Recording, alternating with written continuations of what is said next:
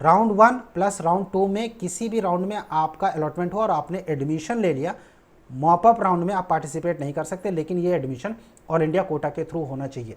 State quota के through अगर आपका एडमिशन हुआ है तो उस केस में आप अप्लाई कर सकते हैं। एमसीसी काउंसलिंग ऑल इंडिया की जो काउंसलिंग हो रही है उसको फिर से रिशेड्यूल किया गया है। पहले 14 मार्च 2022 लास्ट डेट थी मॉपअप राउंड की काउंसलिंग का, चॉइस लॉकिंग का, लेकिन उसको एक बार एक्सटेंड करके किया गया 16 तारीख, और 16 तारीख के बाद एक बार फिर उसको एक्सटेंड कर दिया गया है 19 तारीख तक। क्या है डिटेल शेड्यूल और ये क्यों किया गया है एमसीसी की ओर से, बताएंगे कंप्लीट डिटेल इस छोटे से वीडियो में। आप मिनट कविंग के साथ बने रहिए। चैनल पहली बार विजिट कर रहे हैं, अभी तक आपने इसको सब्सक्राइब नहीं किया तो इसको सब्सक्राइब जरूर कीजिए, ताकि फ्यूचर के जो अपडेट्स हैं नीट 2022 की एग्जाम प्लस 21 की काउंसलिंग को लेकर वो आपको नॉन स्टॉप लगातार मिलते रहेंगे। गाइज एमसीसी की ओर से एक नोटिफिकेशन जो काउंसलिंग शेड्यूल है उसको लेकर जारी किया गया। नोटिफिकेशन क्या, जो काउंसलिंग है उसका जो काउंसलिंग शेड्यूल का जो टैब है उसको अपडेट किया गया है। अपडेट में जो फर्स्ट एंड सेकंड राउंड की डेट थे वो तो सेम है, लेकिन जो थर्ड राउंड यानी मॉपअप राउंड की काउंसलिंग है उसको मॉडिफाई किया गया है। पहले ये काउंसलिंग जो है वो 14 मार्च 2022 तक थी, इसके बाद इसको 16 किया गया लास्ट डेट अप्लाई का, लेकिन अब इसको फिर से रिशेड्यूल किया गया है। चॉइस फिलिंग और लॉकिंग का जो डेट है वो 11 मार्च 2022 से स्टार्ट होकर 19 मार्च 2022 टिल 11:55 PM एज पर सर्वर टाइम, यानी 11:55 रात तक ये चॉइस फिलिंग और लॉकिंग होगा। जो चॉइस लॉकिंग स्टार्ट होगा वो 19 तारीख को यानी 19 मार्च को होली के अगले दिन 4 बजे से लेकर 11:55 तक आप लॉक कर सकते हैं। ये चेंज किया गया शेड्यूल में। Verification of internal candidates by the respective universities and institutes ये होगा 20 मार्च 2022 को। प्रोसेसिंग ऑफ सीट अलॉटमेंट 21 और 22 मार्च को होगा। रिजल्ट अब आएगा 23 मार्च को, यानी रिजल्ट जो 19 मार्च को आना था अब ये रीशेड्यूल हुआ है और ये रिजल्ट आएगा 23 मार्च को। रिपोर्टिंग जो है वो 24 मार्च से शुरू होगा 29 मार्च तक, राइट। स्टे वैकेंसी उसके बाद शुरू होगा। स्टे वैकेंसी में कोई भी न्यू रजिस्ट्रेशन नहीं होगा, कोई भी न्यू चॉइस फिलिंग नहीं होगी, राइट। ऐसे स्टूडेंट्स जिन्होंने एमसीसी के मॉपअप राउंड में पार्टिसिपेट किया सिर्फ वही एलिजिबल होंगे अगर उनको कॉलेज मॉपअप राउंड में नहीं मिलता है तो। अब क्वेश्चन ये आता है कि बहुत सारे स्टूडेंट्स हैं जिनको स्टेट के थ्रू अलॉटमेंट हो चुका है, उनका सबसे बड़ा कंसर्न है कि क्या हम मॉपअप राउंड में पार्टिसिपेट कर सकते हैं। Then guys to be very clear, mop up round में ऑल इंडिया के वो कैंडिडेट पार्टिसिपेट कर सकते हैं जिनको ऑल इंडिया के फर्स्ट राउंड के अलॉटमेंट के बाद एडमिशन ना लिया हो या फिर सेकेंड राउंड के अलॉटमेंट के बाद एडमिशन ना लिया हो। ऐसे कैंडिडेट्स मॉपअप में पार्टिसिपेट कर सकते हैं। लास्ट जो डेट है उसको एक्सटेंड किया गया है 19 तारीख तक। अगर आपको कॉलेज मिल चुका है, आप चाहते हैं मॉपअप में पार्टिसिपेट करने के लिए क्योंकि कॉलेज आप चेंज करना चाहते हैं, उस केस में आप कर सकते हैं। लेकिन सबसे बड़ा कंसर्न जो आपके पास आएगा वो ये है कि जो डॉक्यूमेंट आपके स्टेट में सबमिट हो चुके हैं वो वापस मिलेगा या नहीं।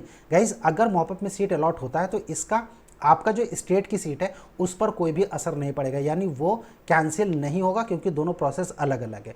अब कई सारे स्टूडेंट्स ये बोलते हैं कि अगर हमने मॉपअप में पार्टिसिपेट किया और कॉलेज अगर हमने ज्वाइन नहीं किया उस केस में एमसीसी हमारे ऊपर लीगल एक्शन लेगी। Guys this is not possible, क्योंकि एमसीसी का जो इन्फॉर्मेशन बुकलेट है उसमें क्वेश्चन नंबर 33 जब आप देखते हैं वहां पर लिखा है who can participate in stay vacancy round. Answer में लिखा हुआ है कि ऐसे कैंडिडेट जिनको मॉपअप में अलॉटमेंट हुआ था लेकिन उन्होंने सिक्योरिटी फॉरफिट कराते हुए सीट छोड़ दी, यानी सीट आप छोड़ सकते हैं, राइट। इसीलिए अगर आप सीट छोड़ देंगे तो आपके ऊपर कोई भी लीगल एक्शन नहीं होगा। वो कैंडिडेट जिन्होंने मॉपअप में अलॉटमेंट हुआ और इस सीट छोड़ सकते हैं यानी छोड़ देते हैं, वो स्टे वैकेंसी में एप्लीकेबल नहीं होंगे, यानी वहाँ पर वो अप्लाई नहीं कर सकते। स्टे वैकेंसी ऑटोमेटिक है, वहाँ पर कोई भी अलग से रजिस्ट्रेशन नहीं होगा, कोई भी चॉइस फिलिंग नहीं होगी। जो चॉइस फिलिंग आपने एमसीसी के मॉपअप राउंड में कर रखी है उन्हीं चॉइस को कंसीडर किया जाएगा अगर आपका अलॉटमेंट मॉपअप में नहीं होता है तो, राइट। सो ये डेट एक बार एक्सटेंड की गई है, 19 तारीख लास्ट डेट है। स्टे वैकेंसी में सिर्फ उन्हीं कैंडिडेट को कंसीडर किया जाएगा जिनका कि अलॉटमेंट मॉपअप राउंड में नहीं हुआ था। अगर आपने राउंड 1 में राउंड 2 में ऑल इंडिया कोटा के अलॉटमेंट नहीं हुआ है या फिर राउंड 1 में अलॉटमेंट हुआ था आपने फ्री एग्जिट ले लिया, सेकेंड राउंड में आपका अलॉटमेंट नहीं हुआ, आप पार्टिसिपेट कर सकते हैं। राउंड 1 में अलॉटमेंट हुआ, फ्री एग्जिट लिया, राउंड 2 में अलॉटमेंट हुआ, आपने सिक्योरिटी फॉरफिट करा के एग्जिट ले लिया, उस केस में भी आप मॉपअप राउंड में न्यू रजिस्ट्रेशन करके आप पार्टिसिपेट कर सकते हैं। राउंड 1 प्लस राउंड 2 में किसी भी राउंड में आपका अलॉटमेंट हुआ और आपने एडमिशन ले लिया, मॉपअप राउंड में आप पार्टिसिपेट नहीं कर सकते, लेकिन ये एडमिशन ऑल इंडिया कोटा के थ्रू होना चाहिए।